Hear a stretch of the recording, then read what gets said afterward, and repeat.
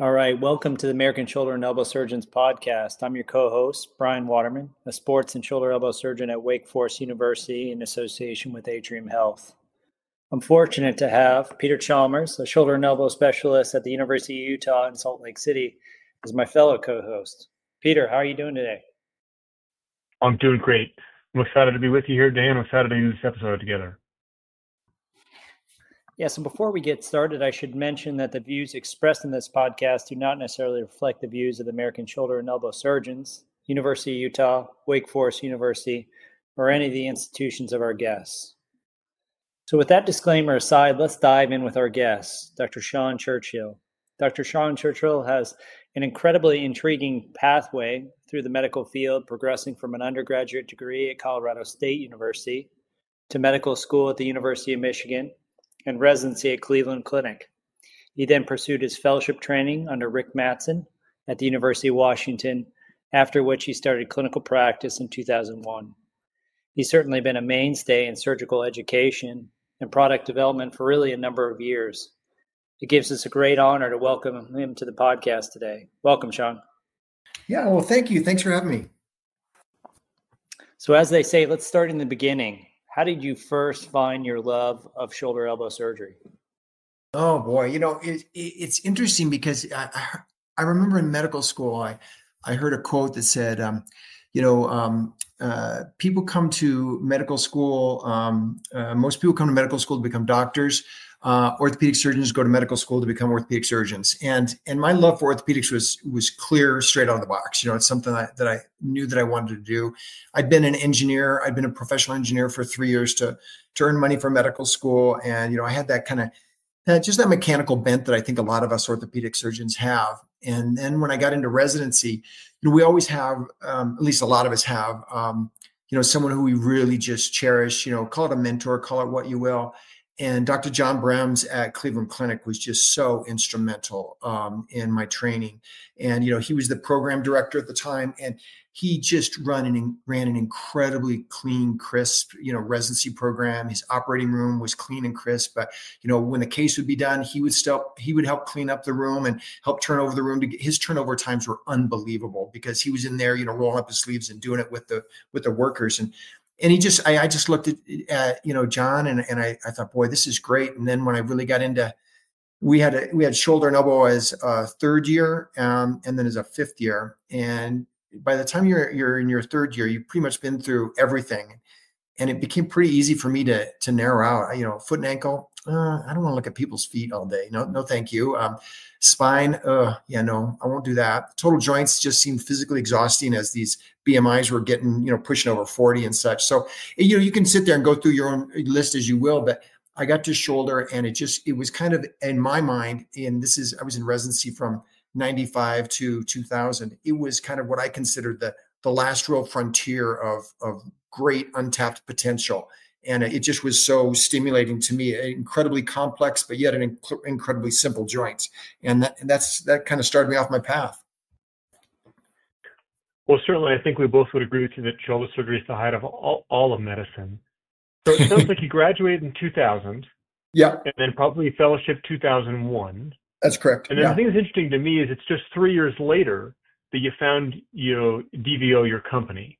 Tell us then what, you're 3 years into practice. What's the motivation for starting a company? What was the need you saw in the marketplace that led you to say, I'm going to take on, in addition to being a junior shoulder surgeon, this new endeavor?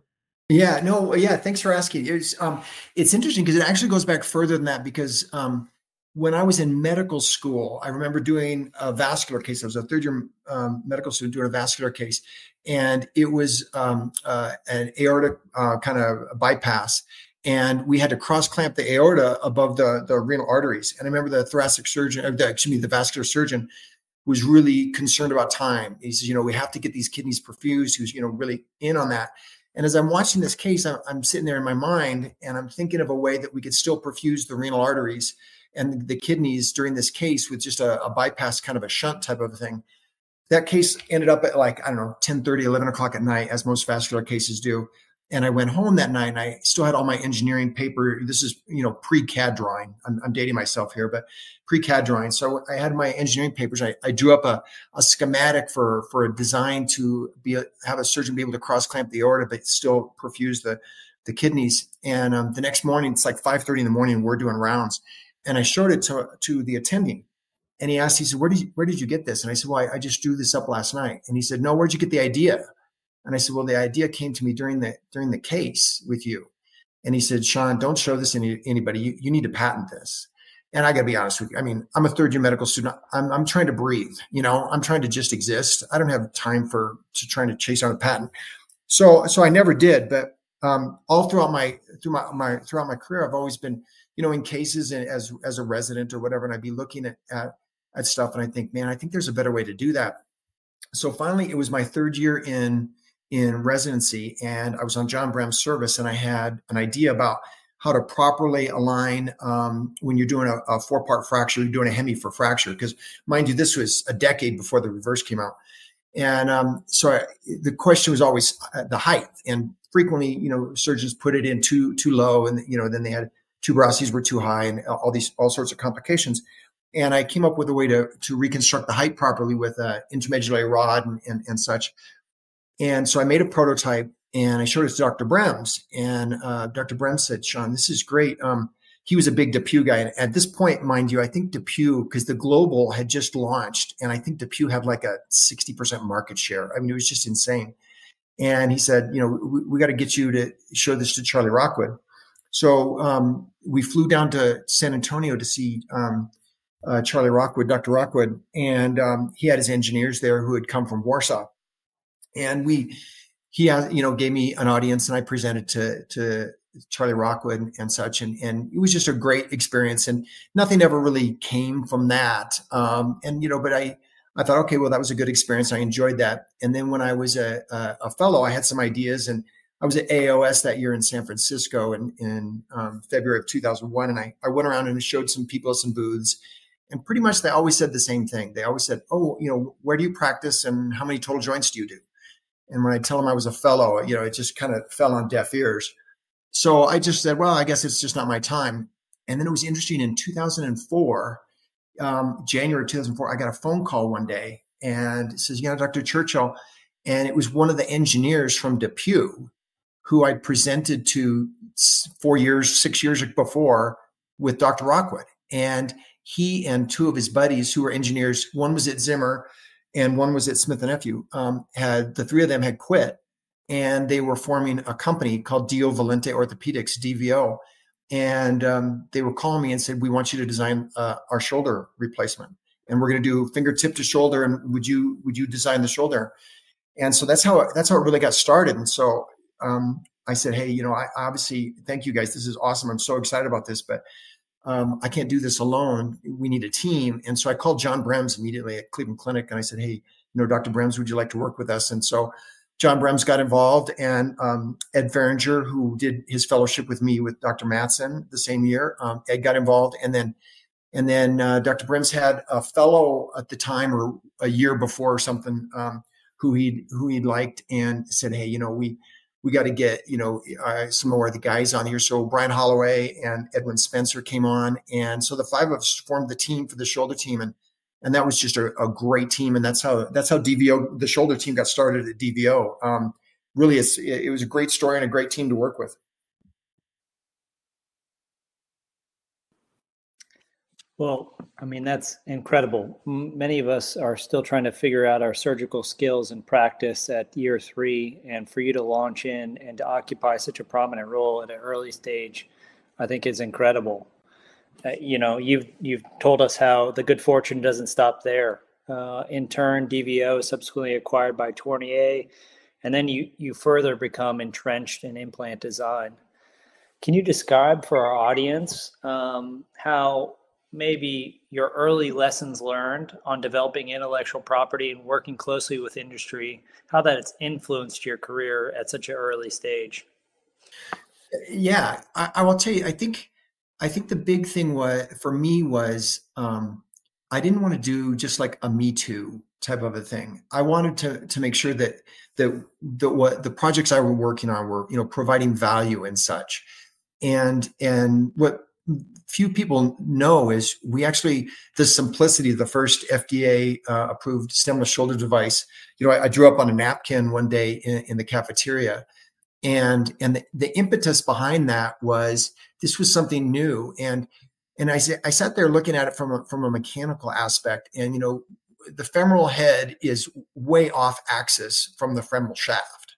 So the second you're trying to get up out of a chair, all of your body weight is on your femoral heads, pushing them to rotate them in the shaft. So you need a stem on that. But the center of the humeral head is almost coaxial with the center of the shaft. And so I looked at this and I thought, well, we don't need to really have a stem on this. This can be stemless. And then although, the in problems with periprosthetic fractures, stem fractures go away, the fractures when you're implanting go away. And mind you, you go back to Neer, who, really opened this world up for us. His entire set had 2 different head heights and 3 stems. So it was 6 implants. That was in his entire set was 6 implants. And so back in the day, there were no offset heads.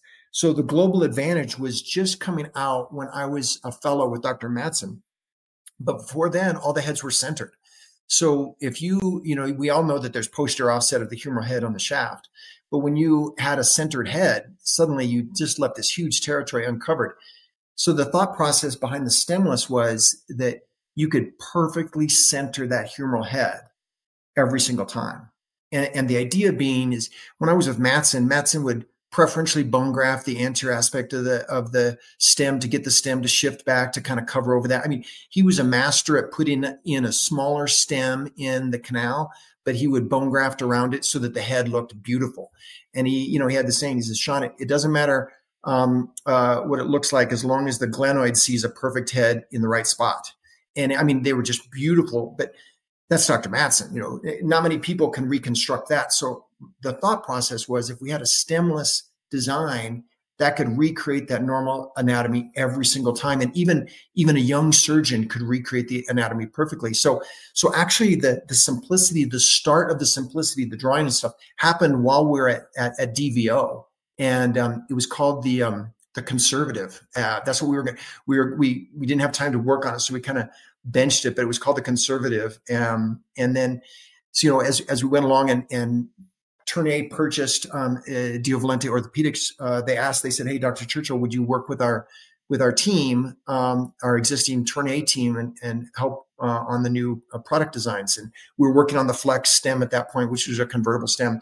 So I wanted to always be working on something that was just not kind of a copycat or a me too. I wanted to be something really changing, something that would really make a difference and, help the surgeon do the case smoother, more reproducible, faster, help the patient recover better. So those were kind of important aspects. And at least when I would sit on a team and look at the design, I wanted it to be something that was really, really going to make a difference to the patient, the hospital, the surgeon. And those were kind of the criteria that I used. It's so interesting to hear you discuss that you thought of stemless at a time when there were no offset stems. Now, I mean, one of the things that's interesting to me about that is that that I can understand in that perspective how stemless is such a huge advantage. Yeah. Today there's so much more adjustability on the stem side. I mean, certainly you talk about the Flex, and that's a stem that comes in, multiple inclination angles. It comes with offset heads at both high and low offset. I mean, there's a huge amount of variability there. I guess the question I have for you is, I can understand from that perspective how that's like a leap forward. When you look at it now, when you look at the implants we have, do you think that it's the same difference? I mean, obviously you still get the advantages you mentioned about, not having to, not having the potential for an intraoperative fracture if you're instrumenting the canal, or not having a post-op fracture that goes through the stem that makes treatment complicated.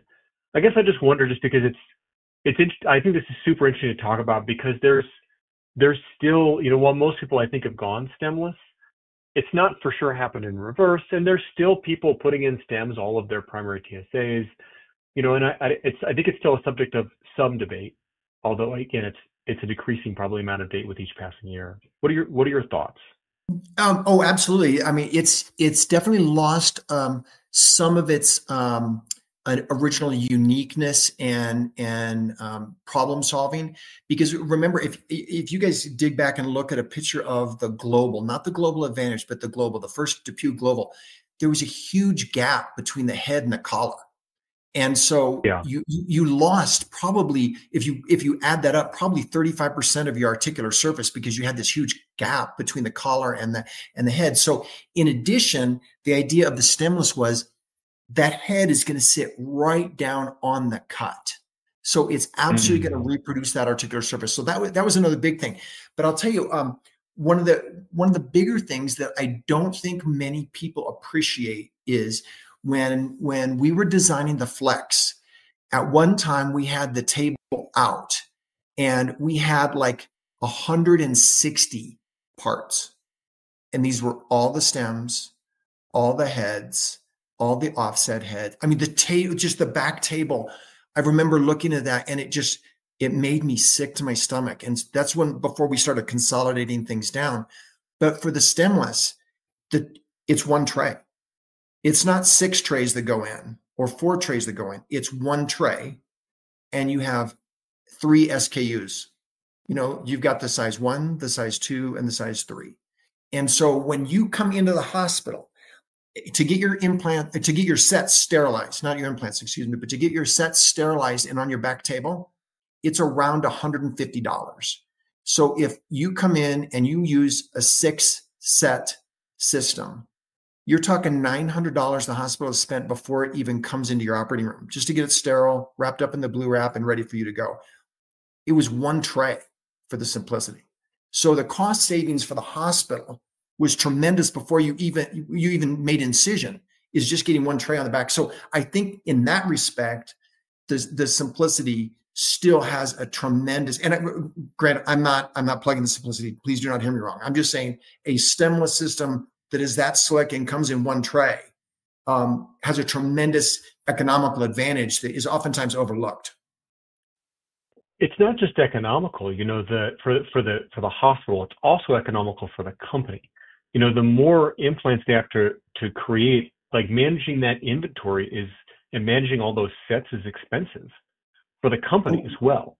Yeah, absolutely. And also the unsung heroes are our staff. And our hospital, almost every single surgical tech and assistant was female, and they're lugging these trays around. And the amount of them who had back problems and shoulder problems and got hurt just lugging these incredibly heavy orthopedic trays over and over. And some of those, when you put them up on the riser on that back table, you've seen some of them for the hip revisions, they put a second layer on there.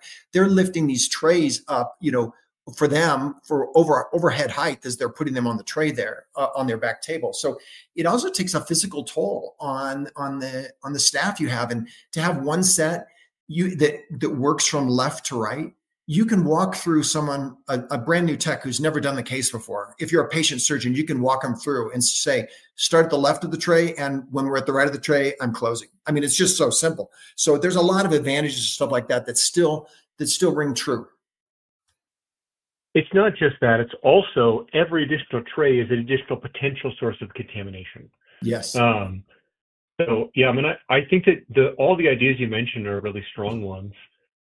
One of the pushbacks on stemless, and this I've always wanted to ask you this question, so I hope you don't mind if I ask you.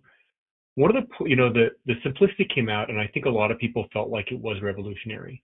But the challenge I think so many surgeons had was their anxiety that they weren't going to be able to use a stemless implant, and they were going to have to convert intraoperative to a stem.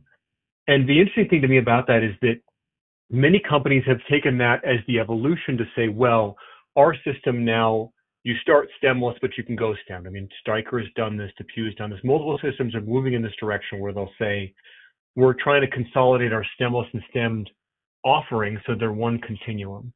So the question I want to ask you is, when you were developing the implant, how did you think about that? Did you think at the time, like, how am I going to manage people with an anxiety that they're not going to be able to use the stemless, who are going to still request all those backup trays that they may not use. And how did you think about that as you were designing the implant? Yeah, so this was a real thing at the time. So mind you, we started working on this when it on paper in, I think, '05, and then we finally launched the IDE in, I'm going to say, because that was 2 years, so like 11, we did a 2-year IDE, and I can remember I think we had 13 or 14 centers and talking about this very thing. And I'd put it in cadavers and such at that point. And so the thing that we talked about, and my thought process was, I think 50% of the patients I can use this in. And then after I'd put in, I can't remember, I think I put in, I don't know, 8 in that IDE. The IDE was 157. I think I did 8. My center did 8 or something like that. And after I got done and I put them in, and they just, it was so solid when I put it in. I said, boy, it might be as high as 75% of the time. But then after I looked over, because I got to look over all of I wrote I was the lead author on the JBJS article regarding this. And so I looked at every single x-ray, and we had post-op, what was it? 2 weeks, 6 weeks, 3 months, 6 months, 1 year, 2 year. And so I looked at every single x-ray throughout all of that. And no subsidence, no shifting, no tilt, no rotation. I looked at this and I thought, wow, I think this is going to be big. And then when I started my practice, when it got FDA approved on March 17, 2015, when it got FDA approved and I started using it, I remember telling my rep, I said, okay, here's the deal. All of mine, I'm going to start off as a Simplicity. And then I want the Flex system available, in the back of the room, but not opened if I need it. And I will tell you, within 6 months, it was 90% were Simplicity. And then years like 2, 3, 4, 5 and such, there was maybe 1 or 2 patients a year that I didn't put a Simplicity in. And again, they're primary anatomic, obviously, and that I didn't put a Simplicity in. And one day I turned to my rep and I said, hey, gosh, I think it's been 3 years since we bailed and I used the Flex. And I said, you don't have to have that in the room anymore. And he kind of laughed. He says, Dr. Churchill, I haven't had it in the room in 3 years. And so it had been kind of a natural evolution where we had the set available and it was a 1-to-1. And then this is what he tells me he did. And then after about 6 months, then it became 1 Flex set for every 2 Simplicity cases. Cause I'd usually do 4 or 5 shoulder replacements in a day. And then it became just 1 Flex system for 4 Simplicities. And then he didn't even bring it out of the back room in the hospital. So it was just a natural evolution.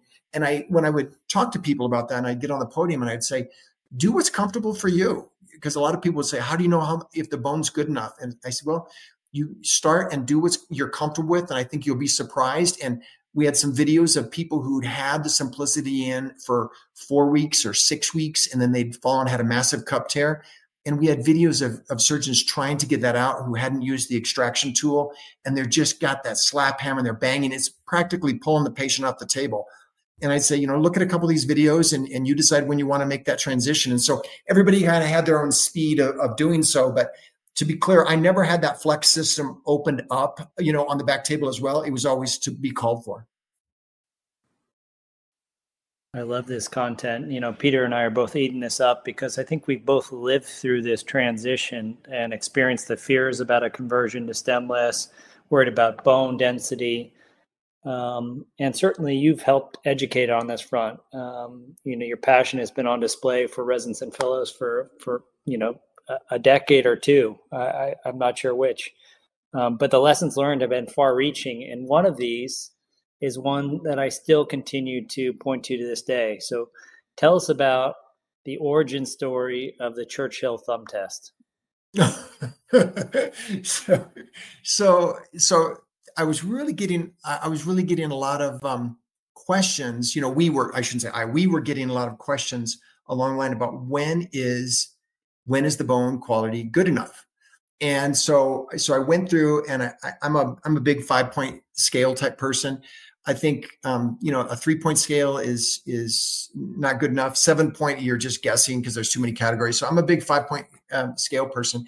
And so I started looking at it and I started saying, okay, well, let's just categorize this and try and put some numbers on this. And so it was both the pressure, pressure from your thumb and stuff like that, but also when you drill that center core, to put the simplicity in, if you look down as far as you can see and you're still seeing, cancellous bone, that's a 5. It can't get any better than that because you're seeing everything. So this is the quantity measurement. So that's a 5. If just the tip of it was open, a little bit, then that was a 4. If the whole bottom was missing, that was a 3, kind of graduated up.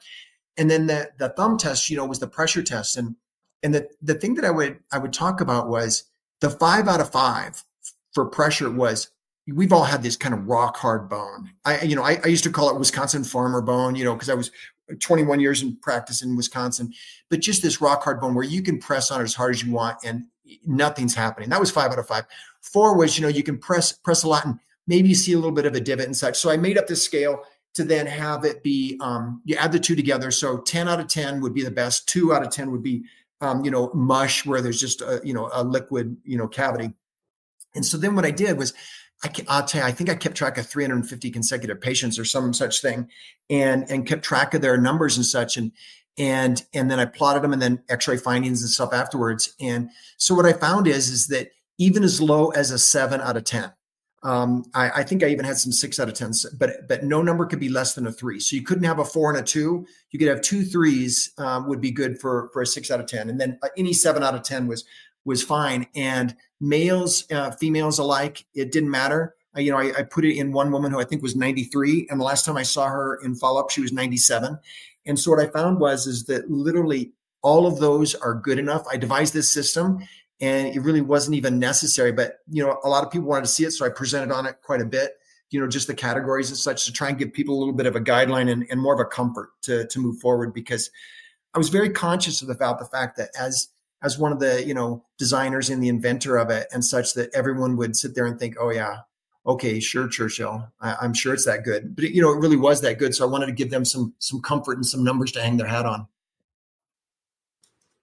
Yeah, I guess I didn't really realize the full extent of the semi-quantitative nature of it. I thought it was always an up-down, but the persistence of that tip has continued to live on today. I was just doing some preparation for this, and I saw somebody had compared it to Hounsfield units on an X-ray. So just know you have an enduring legacy outside of your product design. No, I appreciate that. Thank you. Yeah.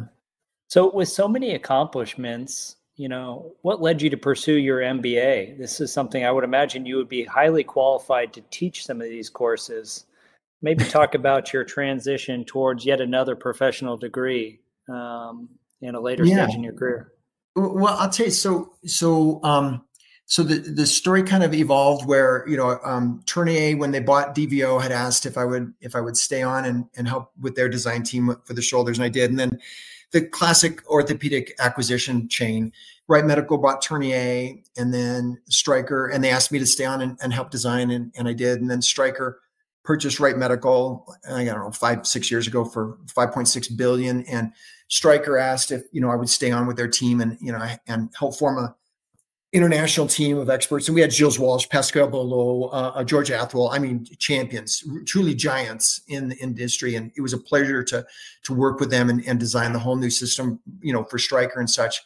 But along the way, around 2013, so I think this is Wright Medical timeframe, those original engineers who had called me to form DVO, they called and said, hey, Dr. Churchill, back 10 years ago, we left our jobs at the big companies because we hated working for a big company, and we're right back now working at a big company. Why don't we form another company again, but this one be an ongoing concern where it's just not a one-trick pony where we sell out, but we have a full stack and R&D team. We have a prototype lab, light machine shop, clean room, 1345 quality certification. Help whoever it is get their IP filed, get through the FDA 510K process, and start a micro commercialization. Why don't we start this company? And so So I said, hey guys, I'd be happy to start. I'll come on as the medical director. I love this stuff. So that'd be great. So that was 2013. We formed Genesis Innovation Group. And 2 out of the 3 founders from DVO were 2 out of the 3 founders for Genesis. So it was kind of like getting the band back together. It was great. And then, we had a lot of inbound. There's a lot of people out there with really, really good ideas who are, a doctor, a nurse, a PA, a tech. They've got great ideas. They're paralyzed. They don't know how to move forward or what they can do with this stuff. So we had a lot of inbound, and then some of our partners and friends and colleagues at national meetings, this stuff would hear about this, and it got to the point where around 2017 there was a lot of requests to invest, and I said, we're not raising money for Genesis Innovation Group. We're not looking for capital. And when I really sat and talked to my friends at the ASES meetings and such, what they're really saying is we want to invest in early stage medical device. And we trust you, Sean, and we want you to help pick out that investment. That's really when we would sit and talk, over a Jimmy John sandwich or something like that during a break or whatever. And so at that point, we decided we were going to start a venture capital fund that only does early stage medical device. It doesn't do real estate. It doesn't do Bitcoin. It doesn't do any, precious metals, anything else. It just does early stage medical device. So we started that, and it's called Cultivate MD. And we founded that in 2017. And we started a very, very small fund. We called the Seed Fund. Now we call it Seed One. At the time, we weren't sure there was going to be a Seed Two. So we called it the Seed Fund. And I said, guys, let me tell you something. If I'm going to be the medical director of this, number one, I got to get my MBA. And number two, I got to go out and interview some medical directors from other venture capital, medical device venture capital funds, because I want to make sure that we really get this thing down and it's solid. Because I was an engineer as an undergraduate. So I had zero business, schoolwork. It was all engineering. It was 100% engineering. And, then we've all gone down the road of medicine, where the only thing you've read or thought about or had any mental, horsepower directed towards has been medicine for 30 years. I said, I got to do this. And getting my MBA, I got to tell you, was like drinking water in the middle of a desert. I could not get enough of it. It was just so stimulating to me to do something other than, engineering and medicine. So I loved it. And that's what prompted me, is because I wanted to be not a figurehead at a venture capital firm, but, someone who was really prepared and people could trust, and a driver, and as part of this, I went out and I interviewed, I invested in one venture capital fund to really get on the inside of it, to figure out their cadence on investor letters, communication, that type of thing. But I also interviewed 4 or 5 other ones. And I vividly remember one. I got a hold of the medical director who, he looked like about 27. He's a family practice guy. And this is a huge fund. It's a $250 million fund, and they do them every year. So they're like seven years into this. And I can remember asking him, I said, hey, I'm just curious, how do you do your diligence for companies? And he looked me right in the eye and he said, yeah, Sean, I don't do any diligence. And I got to tell you guys, I about fell off my chair. I said, you don't do any diligence. You guys are investing $250 million a year and you don't do diligence? He says, no, we just wait for some of the other big venture capital groups to invest, and then we just follow on.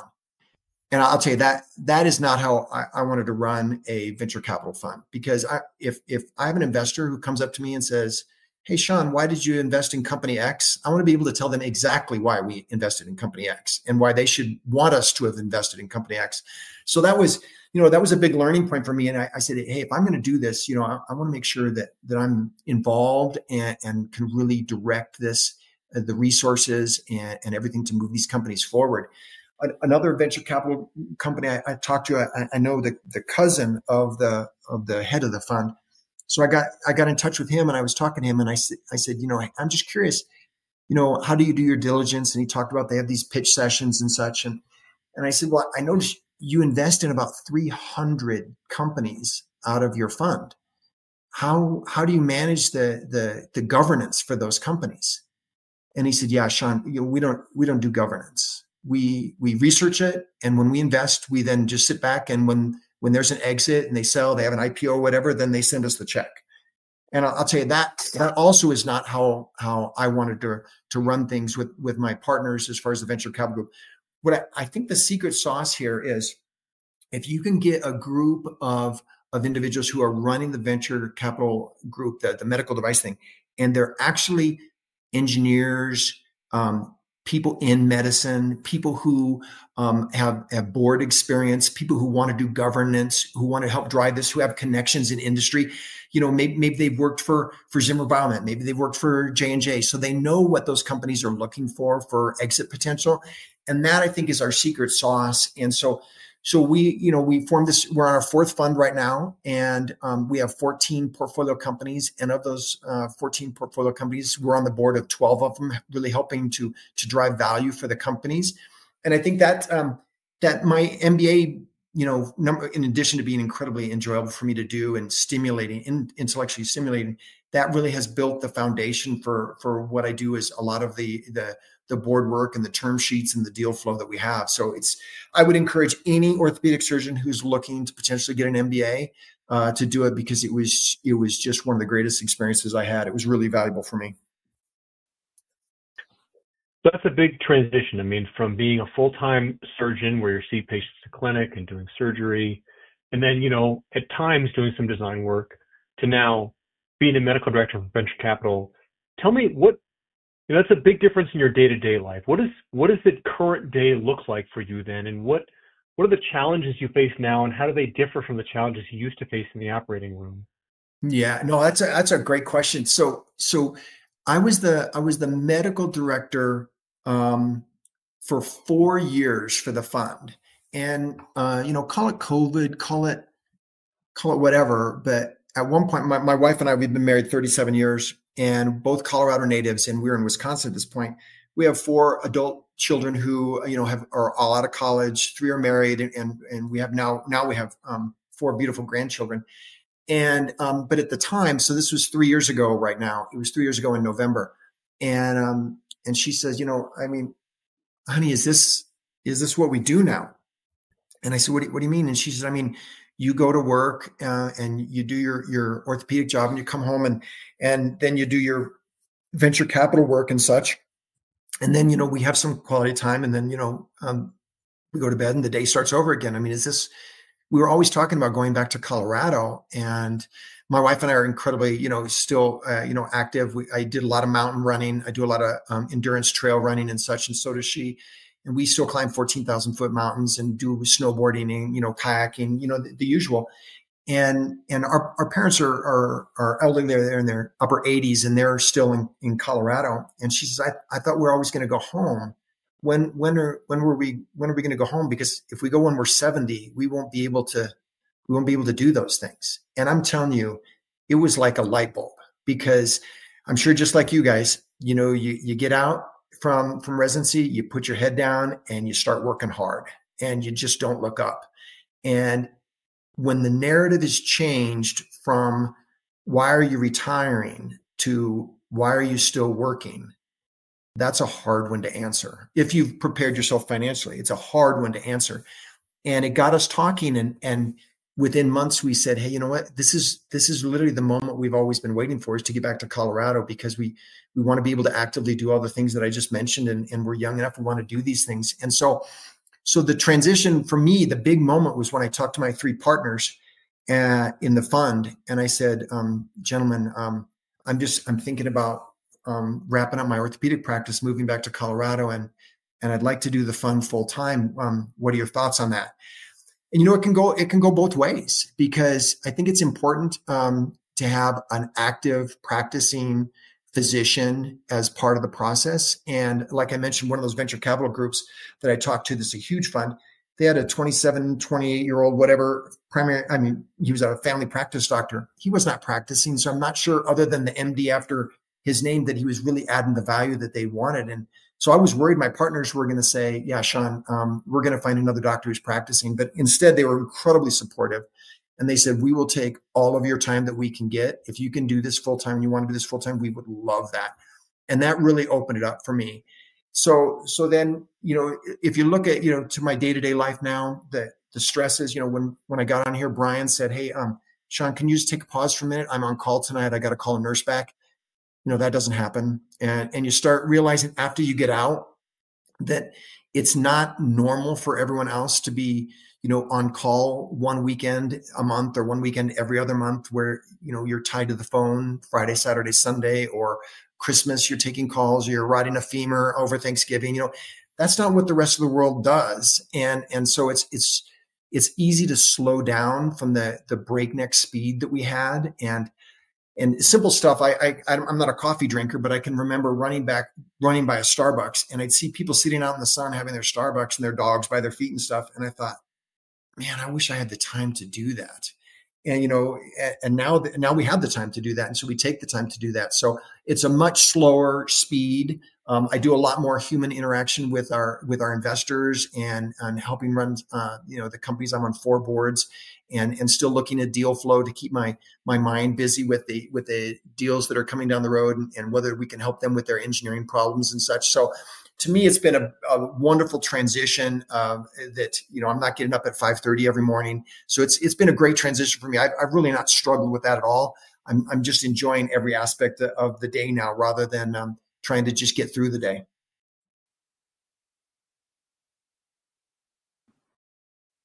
Well, I think that gives us hope that there's some semblance of organization and future insight. And certainly, I think you've modeled the balance of these two.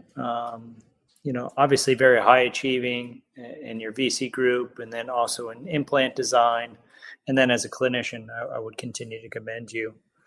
Maybe without compromising any of your other ideas, because I'm sure you've got a couple still in the chamber.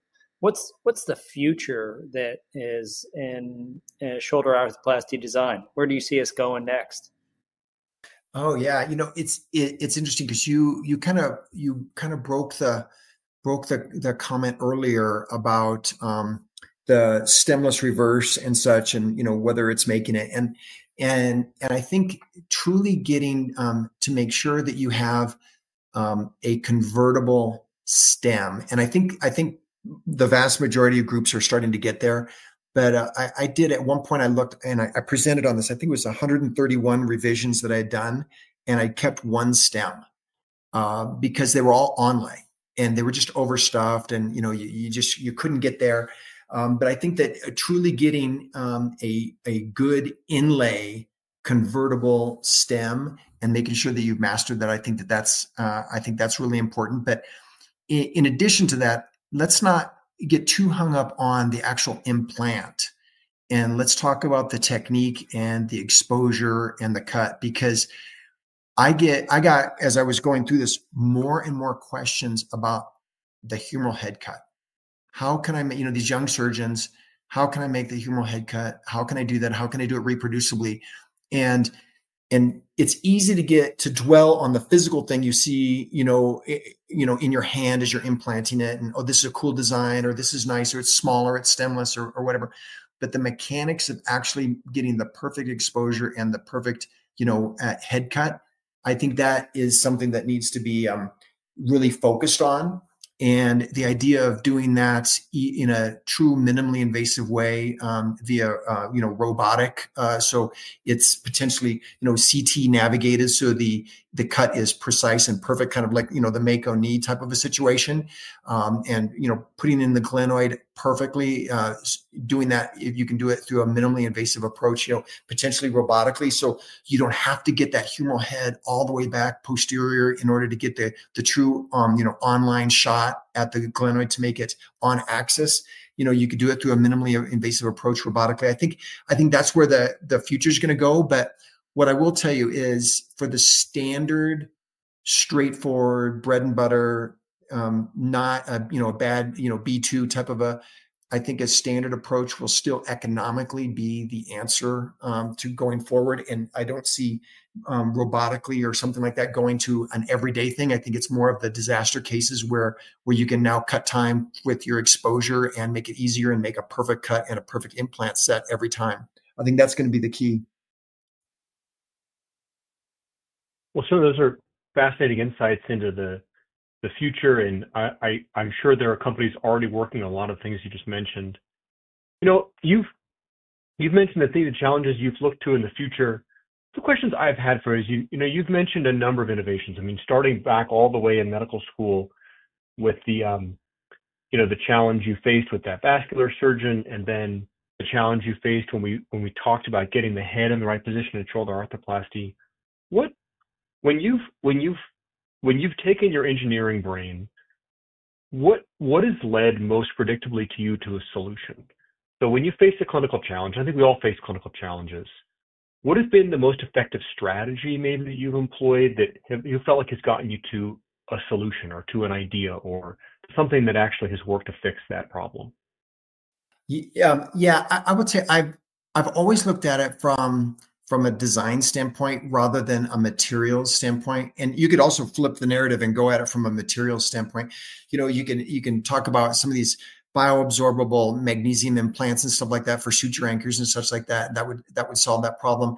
But I think for me, for my engineering brain rather than material science brain, it always came down to just the mechanics of it and trying to start with a fresh, clean slate.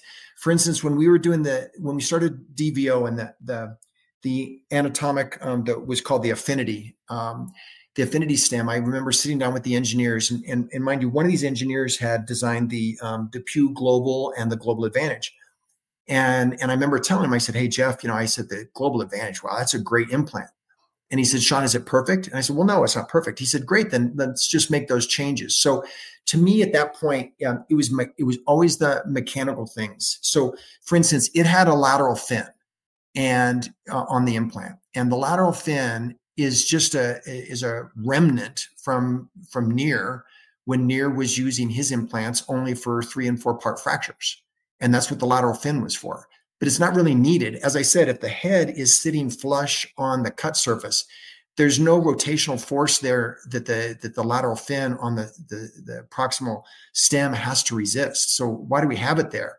And it came about because I remember working at it, and we had a sports guy when I first started practice who was just learning to do some arthroplasty, and he would call the broach that had it was a sharp box osteotome, really, that had a sharp segment out there to mark where the lateral fin would go. He called it the biceps tendon cutter, because every time he'd try and put that thing down, invariably his exposure wasn't good enough, and that lateral fin came down and just sliced right through the biceps tendon. And so for me, I always looked at what are the problems, and then what can we change in the design to fix that, and not being stuck in your mind of saying, well, we have to have a lateral fin. So how about if we do a duller part there? Or how about if we make it this? Or instead, you have to just step back and say, why do we even have that lateral fin? And I think a lot of stuff is still, generationally remnant from previous designs that we just carried on, and it's not necessary. So to me, stepping out of that box, just like the stem, why do we have a stem? Well, the hip has a stem. That's why we have a stem. And we have a stem because Near was doing 4-part fractures and you needed a stem. So you kind of stepping back and not getting caught up in that, the wave of everyone else's designs, and asking yourself, what problem are you really trying to solve? So I always looked at it from an engineering, design standpoint rather than a materials or construction standpoint, but it could be done either way. Well, so I think those are perfect words to end on, as each of our listeners faces their own clinical challenges and tries to figure out how to solve them or how to come up with better solutions. Look, I really appreciate you coming on and talking to us. I mean, this has been just a tour de force for us to hear your story, and you going through the history of, your own journey through shoulder arthroplasty. So it's extremely valuable for us to listen to. I really appreciate you coming on. Well, thank you, Brian, Peter. It's been my pleasure. I've enjoyed every minute of this, and I hope it's valuable to your listenership. Absolutely, Sean. This is incredible. Thanks for being a case study and success in so many different far-reaching ways. We look forward to see what's up next for you. I certainly won't count you out. Thank you, gentlemen. I appreciate that. Yeah, thank you. And what I would like to leave you two on is, I had my head down working hard, and all of a sudden one day looked up and I'm not sure where my 40s went.